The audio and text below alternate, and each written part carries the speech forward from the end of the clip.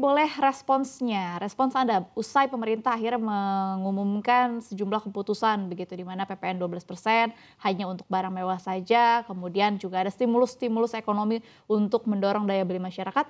Bagaimana respons Anda? Silakan Bu Sinta.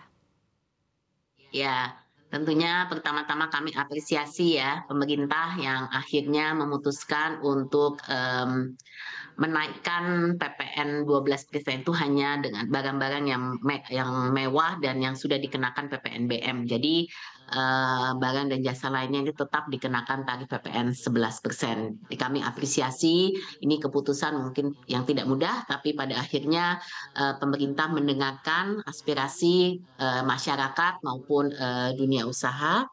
Dan ini juga kita melihat dengan kondisi yang sekarang ada, kondisi perekonomian nasional, terutama di tengah daya beli masyarakat yang masih dalam tahap pemulihan ya. Jadi yang kurang baik pada saat ini memang kita masih banyak tantangan. Jadi ini saya rasa keputusan yang tepat dan kita juga lihat ini juga bisa memberikan ruang ya bagi dunia usaha untuk bisa terus mendorong aktivitas ekonomi tanpa harus khawatir akan dampak dari kenaikan tarif PPN yang lebih luas. Dan langkah ini juga bisa memberikan kejelasan yang dibutuhkan pelaku usaha karena sampai kemarin itu masih pada bingung jadi nggak bagaimana apa yang dinaikkan gitu ya. Jadi ini jadi diberikan kejelasan untuk merancang strategi pelaku usaha di tahun 2025, terutama terkait proyeksi biaya operasional dan daya beli konsumen. Namun kami juga melihat memang tetap mengingatkan ya pemerintah untuk pentingnya pelaksanaan kebijakan ini harus diiringi dengan sosialisasi yang jelas dan terperinci. Sampai saat ini masih banyak eh, apa kadang-kadang masih mungkin Pertanyaan-pertanyaan ya Bu misinformasi ya. atau informasi yang ya. Jadi hal ini penting lah untuk kita pastikan sosialisasi itu harus terus berjalan dan saya lihat DJP kemarin sudah mulai mengeluarkan contoh-contoh ya perhitungannya seperti apa gitu. Jadi saya rasa itu penting dan kita selalu tahu kebijakan ini harus diikuti dengan implementasi ya yang baik dan ini kita harapkan dengan keputusan ini terutama untuk segmen menengah ke bawah ini kita bisa tetap menjaga konsumsi daya beli masyarakat supaya tetap stabil. Baik, berarti bisa dikatakan bahwa memang ini kado awal tahun untuk industri dan juga usaha begitu ya Bu Sinta.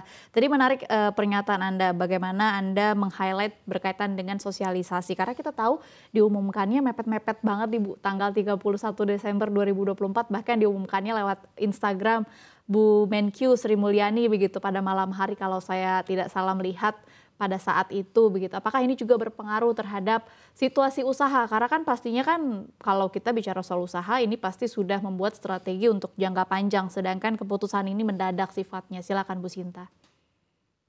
Ya, memang ada beberapa pelaku yang mungkin sudah mengantisipasi, ada yang sudah mengeluarkan surat edaran. Jadi ini juga menunjukkan memang ini mendadak ya, memang mendadak sekali keputusannya. Tapi kan seperti yang tadi saya sampaikan, kami juga mengerti mungkin tidak mudah bagi pemerintah karena banyak sekali pertimbangannya gitu.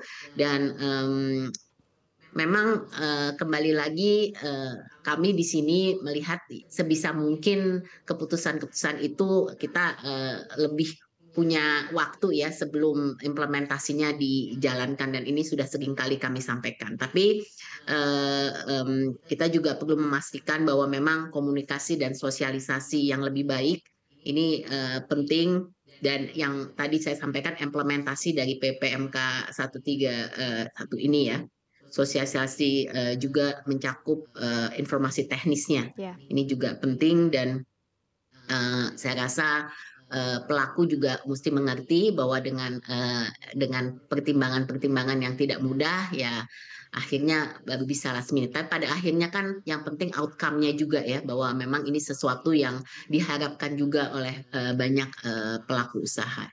Oke, baik.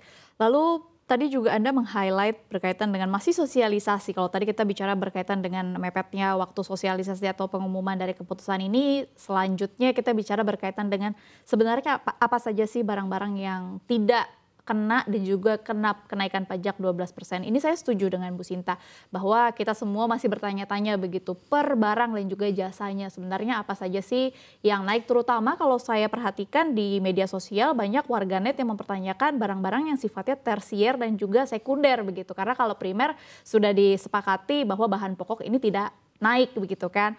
Tapi kan ini kan juga penting kalau kita bicara berkaitan dengan daya beli masyarakat dan juga dari dunia usaha, terutama mungkin yang menjadi anggota Apindo yang juga mungkin banyak komoditas yang akhirnya terkena kenaikan PPN 12%. Mungkin tanggapan Anda berkaitan dengan sosialisasi pemerintah terhadap barang-barang apa saja yang terkena kenaikan PPN 12%.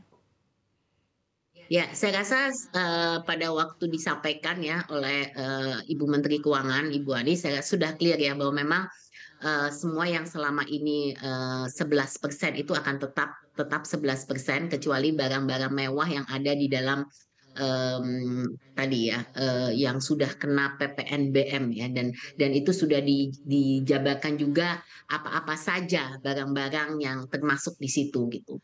Memang sosialisasi ini perlu dukungan, makanya kami dari Apindo juga kami mendukung sosialisasi lebih lanjut. Jadi selain pemerintah memberikan tadi contoh-contoh dari JP, kita juga langsung mengkomunikasikan kepada seluruh anggota kami gitu, dan kami juga nanti akan berikan contoh dengan sesi-sesi tertentu ya, sesi-sesi informasi, terutama yang mengerti pajak gitu. Jadi ini kadang-kadang pengertian perhitungan pajak, bagaimana kita pelaporannya, bagaimana dan lain-lain. Ini memang perlu ahli-ahli pajak juga nih untuk bantu gitu. Jadi kami dari Apindo siap untuk juga mendukung pemerintah, karena ini saya rasa keputusan yang baik dan perlu disosialisasikan dengan baik.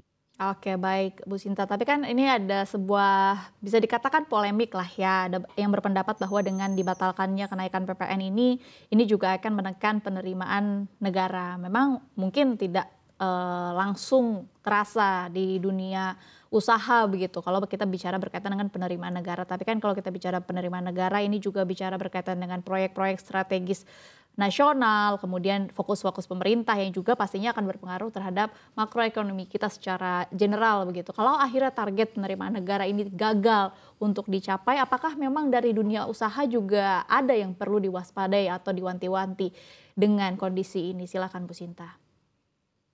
Ya, jadi memang pemerintah ini memiliki banyak pekerjaan rumah ya yang perlu diprioritaskan untuk mengenjot ekonomi dalam negeri, terutama di awal tahun 2025 ini.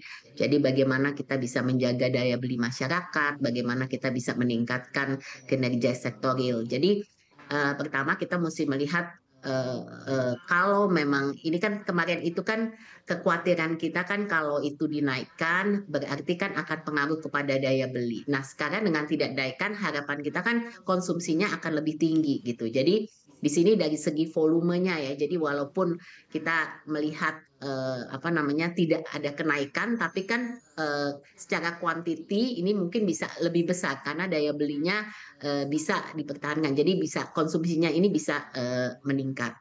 Dan salah satu memang langkah strategis adalah memastikan kebijakan fiskal dan moneter ini saling bersinergi dan menjawab prioritas-prioritas tersebut. Pemerintah perlu mendorong bauran kebijakan fiskal dan moneter yang lebih pro stability, pro growth, dan pro poor untuk menjaga juga sisi demand dengan melakukan collect more and spending better pada kebijakan fiskal serta relaksasi kebijakan suku bunga.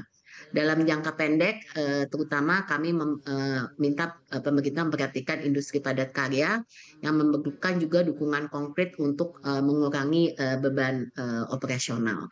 Jadi kalau kaitannya kepada PPN, memang pada akhirnya itu kan itu di shift kepada konsumen ya. Jadi kenaikan. Tapi kan tetap aja ini akan pengaruh dari segi penjualan. Oleh karenanya kita masih melihat bahwa PR kita ini belum selesai karena industri padat karya ini selain akan mendapatkan manfaat dengan tidak dinaikannya PPN ke 12%, tapi masih kos-kos operasionalnya kan masih cukup tinggi ya. Apalagi kalau kita lihat kemarin kan dari segi pengupahan itu kan ada kenaikan yang cukup signifikan gitu. Jadi ini mungkin suatu PR juga bagaimana industri padat karya ini juga bisa mendapatkan dukungan konkret lah.